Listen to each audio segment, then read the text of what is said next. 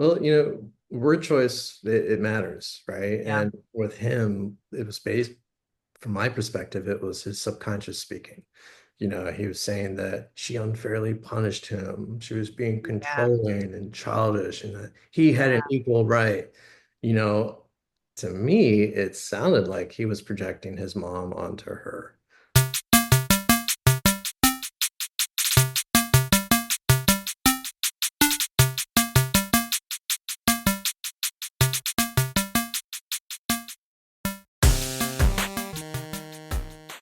Welcome, welcome to Internet. Are you okay? I'm your host, Patrick Ward. I'm a trained neuroplastician that specializes in memory reconsolidation. Means I help people rewrite memories and get over their bad stuff from their past. So if you've got painful traumas that have been holding you back, controlling your behavior, or just making your life miserable, contact me.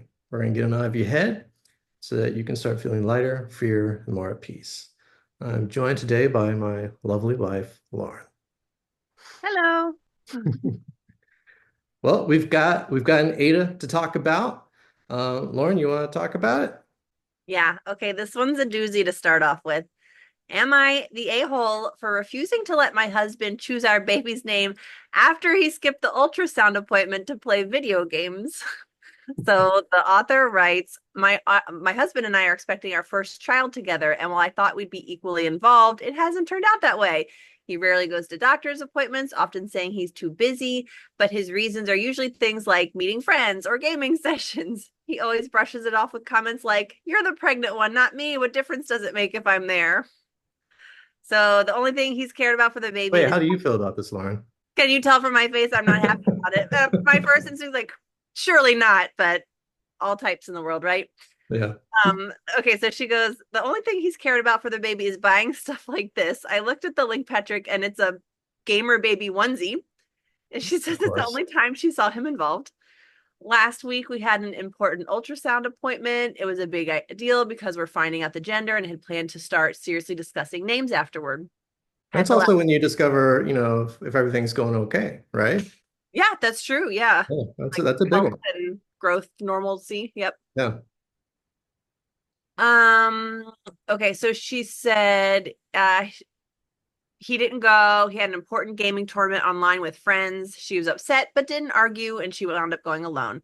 Okay, so she says afterwards, he kept messaging, asking for the gender results. I was so annoyed I ignored him. And when I got home, I told him that since he didn't bother to show up, I'd be picking our baby's name alone, and he could wait until birth to find out.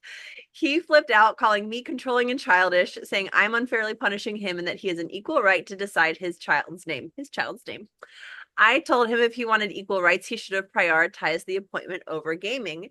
He's now telling everyone I'm using our child to manipulate him, and his family is bombarding me with texts about how I'm going too far and acting spiteful. Even my mom suggested maybe I overacted by completely cutting him out of naming the baby, and now I'm wondering if maybe I'm the one being unreasonable. So, who is the a hole, Patrick? I have an idea.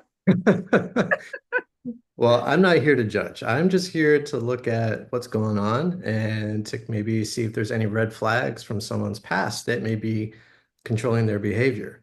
I think we all have an idea who is the a-hole, but let's stay mum on that one. Do you think And you focus could? on what like she could control since she's the one asking the internet for advice. Yeah, yeah. And we're going to be talking about his behavior too, because there's two people in this story, and two people that may be being controlled by something from their past. So let's talk about, I'm going to call her Ada for short. I don't know if that's clever or not, but I'm going to call her Ada. And Ada's come to the internet for support, right? And so right off the bat, I mean, we can't say this about everyone. I know it's a thing to contribute to, am I the a-hole threads and, take part in conversations. It's a thing, right? But Yeah. we also need to consider the fact that maybe she's just unsure of herself, right? And she feels like she needs justification, and she's trying to receive justification from an external source. And so, that right by itself is kind of a red flag. And she Especially also, sounds like she's getting bombarded from both sides of the family. It's not just like her versus him. It's his yeah, family. Her mom also she feels is coming at her. and I understand that. I get that. But if you are sure of yourself, it doesn't matter if 1,000 people come after you, right? Um, but it seems to me like what really tipped the scales was after her mom jumped in and Mm, said, maybe you're overreacting. Um, so the red flag to me is, was there anything in her life where she felt like she made a mistake? What other points in her life does she feel like she was unsure and she felt like she rushed to judgment? Um, that might be a question I would explore with her. And I imagine, everyone probably has an answer to that question, but for her to immediately, because what he did, that's kind of a big thing. I think most emotionally mature men would be like, whoa, dude, right. get up off the couch and go with your woman. Right. Um, but yeah. Another thing that kind of has me kind of wondering is, this is going to sound harsh. I don't know if you're going to agree with me, Lauren, but why is she with him? Right? Right. For You sure. know, um, there's lots of men in this world, and she chose one that appears to be emotionally stunted, right? And she appears to be doing everything she can to make it work, right? Yes, she got angry, and yes, she had an outburst, but um, she's with a man that isn't really pulling his weight, right? It's like she's dating a teenage boy, right? Um, so that makes me, again, if I was going to work with her, I don't know the answer to any of these questions, as you know, Yeah. but these are the things where I would start asking her questions and like, okay, what was mom's relationship with dad like? Yeah. Did it end? And did it end quickly? And did you feel like dad didn't get his fair shot, right? Because you're giving this guy a lot of shots and you're giving him many opportunities to, kind of stand up and start proving himself, but he's not really doing it. But you keep giving him opportunity after opportunity. It appears. I don't know. I don't know. Interesting. Yeah, that she's trying to change a storyline. To me, my first thought was maybe that's just how her parents' relationship was, that the dad does what he wants to do and the woman does what's her responsibility. Um, but you're saying it might be that maybe her mom cut something off and she's Yeah. trying to change that storyline. To me, it seems like, again, I could be completely off, but I would guess that mom and dad are not together anymore. Interesting. And she's trying to make this one work, even Yeah. though this one is clearly, it's got some red flags going on. And I would guess that they probably broke up when she was a teenager. Mm. And Why do you pick that age range? um, just because she's dating a man that is basically a teenager, Yeah. and there's a part of her that's maybe trying to resolve this internal conflict. Again, I could be completely off, but these are the Yeah. questions I would ask. That's Um, she also has issues, you can tell with she does and she doesn't have issues with showing anger, you know. she's kind of passive, like I ignored his texts and da da da. So there might be like double emotional immaturity there. Maybe they are quite young. Well, they could be young, yeah, for sure. As we both know, you're not really fully grown up even once you're in your mid 20s. Sure. For some of us, it takes a few years to kind of fully Takes a take that lifetime. mental. But the fact that she is able to show anger and yet immediately feel almost ashamed of her anger. Again, people were bombarding her, but there's a part of her that seems to be afraid to show that anger. Um, it's suggesting that she probably, again, she's probably mirroring mom and mom showed anger, but at the same time, when she was younger, she didn't really when she again when she saw this anger, she may not have what's the word I'm looking for? Maybe respected her mom's decision, Mhm. to be angry. And so maybe she's questioning herself as a result. We don't know. We don't know. But these are flags. That's where you would Uh, start off in a session with someone. What do yeah. you think about everybody accusing her of overreacting? Because I feel like that's a really common accusation thrown at women. Like, oh, you're overreacting, your emotions aren't justified, and that's whether it's warranted or not. Like, I feel like that is a pretty common theme just in terms of gender bias in people and in family situations. Yeah. Women are not allowed to show any emotion other than comfort, right? Yeah. And anything else is considered, they're being a bee or whatever. I Um, really emotional. overly Yeah. emotional, yeah, being affected by that time of the month and all that. They're probably, yeah, her pregnancy hormones. Right. Yeah. It's just it's an unfortunate thing of our culture that hopefully will not stand the test of time and will start Yeah. changing with future generations.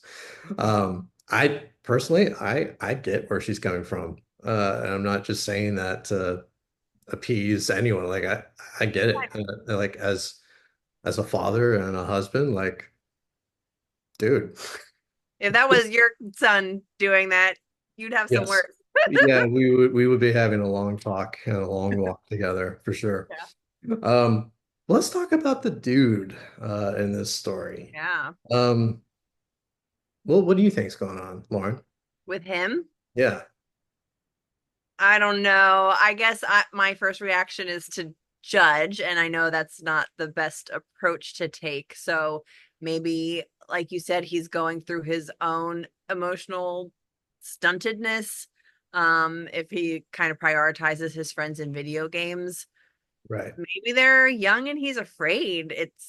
I don't know. It's hard to figure out without the more context on their relationship, but I guess I know you don't probably wouldn't do a couples session like this, but if he had come to you and was saying like my wife is overreacting, da da da, where would you start with him in this? And we're only getting her side of it, so where would you start asking him questions, just knowing this segment of their lives together?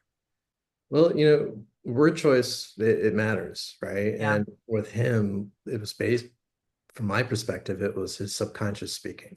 He was saying that she unfairly punished him. She was being yeah, controlling and childish, and that he had an yeah. equal right. You know, to me, it sounded like he was projecting his mom onto her. That he Why was not his dad? This seems like dad things to me. possibly, yeah, there's something we would have to explore. Um, but just being that, it happened with his wife, a female character in his life, just odds are it's most likely mom from my point of view. Again, I could be wrong. I can always be wrong. But it sounded to me like he was going through an argument with her that was most likely what we call a metaphoric expression of a past Okay. event. You know, it was, and it made him blow up because it wasn't the first time it had happened. And so, this may have been the third, fourth, or fifth iteration of an event that was very similar to this one. And that's why he was reacting as strongly as he did, because like, oh, this is happening again, right? Yeah. Um, so, And everybody's talking to their parents instead of talking to each other. I always feel like you should talk to your spouse before you bring in outside opinions, even if you need a vent. well, see, that's what maturity and wisdom brings, right? Yeah. And they haven't gotten there yet. Right. But to me, I would ask him, okay, when did you feel unjustly punished in your youth? Um, because I would bet he did something as a young man, and that it really caused mom to shoot off and caused him to stay in that emotional age range. And so, again, I would pick and I would prod and I would ask him about mom and dad. I would ask him, okay, where was dad in your life? Was dad around? Because he's kind of acting like an only child, whose parents got divorced. And I know I keep saying that, but it's so prevalent in our society. Right. So many people have to go through the pain and hardship of divorce, and it doesn't just affect the husband and the wife, it affects everyone that loves them. And, sometimes kids are the ones that are most affected by a divorce, not the spouses, but the kids. They're the ones Yeah, that and are at the most any hurt. age. Yeah, yeah, absolutely. Um, so I would ask, okay, what happened to dad? And because he's acting like a kid that whose dad wasn't around and whose dad wasn't around to basically punish him to a certain degree or instill some sort Discipline of or like give guidance. discipline in him. Yeah. Yeah, absolutely. Um, it he he seems afraid to me right off the bat. He just seems afraid of this child. And so, okay, it's like, why are you afraid of the role of father? Because, I hate to break it to you, buddy, but you're already a father. You don't have 6 months. Like you're already the father, and like Right. you already have responsibilities, and you're already dropping it. So, it makes me question, okay, maybe his dad wasn't around. And so he doesn't have that father figure. He doesn't have that positive role model in his life. And again, you know, something happened when he was a teenager because he's still acting like a teenager. He may even be a teenager. We don't know how old these Right. That's people true. They are. could be very young. Because did they say what their age ranges were? Didn't say. Yeah. Yeah. Um, But anyway, to me, he seems like he's stuck in the past. And I would also question, like, I would ask him, okay, is there alcohol? Are you drinking? And are you doing pot or anything? Like, yes, we have the video games that you're using to escape. Because that's a form of escapism. Let's For let's sure. let's just be real. Like, it's not just fun. He's escaping his responsibilities and he's escaping reality. So what are you running away from, buddy? Um, so I would, I strongly suspect that there's a lot of drug use going on with him because there's a level of uncaring that's kind of typical with drug use. A zone out kind of Yeah, feeling. he's zoned out. And I would, I would ask, he's probably been doing that for a while. And so that we would pick and prod and try to figure out, okay, what are you running away from? Why are you doing these things? No one does drugs just to do drugs. They're running Right. from something, running from how they feel or what's going on in their head. So we would clean that up, and he would naturally not want to do drugs after that, and most likely he would naturally start showing up. Um, I would Something happened with mom or something happened with dad, maybe both, because he's stuck in the past and he's not growing up. And so that's where we would go and we would clean up those memories. So it sounds like they both likely have past parent issues showing up in different ways, kind of opposite ways. Yeah, that's And you true. said it's kind of common, especially like children of divorce or just broken households, or just even just tense households, even if the parents are together, but there's a lot of tension every day. So what if in a neuroplastic session with you with Mhm. healing mind shift, like what I know we have like these questions to ask, but what is like the process and outcomes that anyone, not just these people, but anybody who has parental issues like from their past childhood, teenage years, what are they expecting to get out of this in a couple sessions? Well, first off, you bring up a good point that, parents are usually a big issue. And if it's not your parents, it's whoever raised you. Right. Um, and that's usually one of the first places we start. It's just, tell me about childhood, like this is like talk therapy, yet it's not. I'm going to get you to talk about your past. I'm going to get you to talk about, what it was like to be you growing up. What sort of hardships did you have? What did you enjoy doing? What did you not enjoy doing? All these things are going to give me the structure of what's going on within your head because we like to think that we grow up, we become adults, and our brains are just completely different throughout each stage of life. Mm, It's not true. It couldn't be further from the truth. Who yeah. you were as a kid is most likely who you are now, just with more responsibilities and bills. So I would figure out the structure of, what it was like to be you when you were a kid. Mhm. Um, And that would most likely point me towards areas in your life where we would kind of go and clean up. And so, yeah, I ask a series of questions to kind of understand who you are. And that tells me where to go. And, but you may come to me and you may have something that right off the bat, you want to work on and you're not This interested in. always bugs me, or like my mother-in-law's been texting me. My Right. mother-in-law, yeah, but in Or, this situation, yeah. yeah, or maybe you just, you survived something horrific, right? And you need to work on it. So for those, we'll just work on them. But, if you have triggers and you're not really sure why, this is when I would start poking around and asking you questions. And once we understand the structure and we understand, okay, what memories are controlling you? Because most people, they have a handful of memories that are controlling their behavior 100%. They know when to be afraid. They know when to Right. have fun. They know when they need to get to work. But we're going to look at the negative ones and, the ones, that are causing you to react in ways you don't want to react. And we're going to change them. And for mom and dad, you're like, well, how are we going to change mom and dad? They're still alive. They're still acting this way. What are we going to do? Well, there are two versions of mom and dad. There's the mom and the dad that you can interact with right now, pick up the phone and talk with. And then there's the mom and the dad that are within you. We would change the mom and the dad within you, how you think of them when you think of them. And what we would do is we would go to those pivotal memories that really changed your perception of them. And when we do that, we're changing how you react because, as you know, Real Lauren, time today. You mean? yeah, because you only have room in your mind for one person, and that's you. But you have all these archetypes within your head that are speaking to you and that you're thinking of before you make Right. decisions. And, you know, even though they come from an external source, they're within you right now. So it's really just a version of you speaking, with a different mask. And so we would change, that person within you. And by doing that, it's going to change your behavior. And it's going to change how you react to events happening right now. And So like in this situation, when she gets if she works on her mom and she gets the text from her mom, be like, "You're overreacting. Just let him do what he wants." She's gonna just be able to be like, "Okay, I don't need to like process this in such a way. I can separate this and recognize that this isn't valid or like helpful information right now." And yeah, you just have like a better peace about that. yeah.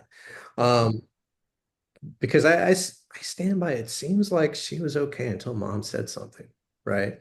So Yeah. for most people, this is true. This is not a rare case. For most people, mom and dad are strong influences.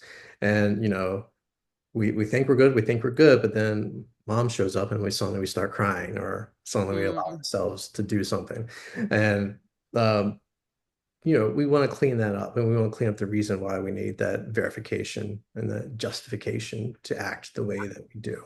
And it's just a process of growing up, and learning to trust yourself. But some people, it's hard to get past that just because they have so many proofs and references of where they screwed up and mom and dad yeah. pointed it out, right? Uh, we live with mom and dad for so long. And so again, like, it's for most of us, it might be 25% of our lives, and that's a big chunk. And that's a And lot if of they're on the programming. younger side, it's an even bigger percentage. Yeah, all of your life experiences control your behavior to some degree. Yeah. Um, and so we need to clean up those life experiences so that we can start being more sure of ourselves and more confident in our decisions. Yeah. Sounds great. Well, I hope they work it out. Yeah, me too. But, you know, only Something's time gonna will change. tell. Only time will Yeah. tell. Yeah. Mhm. Anyway, this was episode 1 of Internet. Are you okay? See you guys next time. Bye.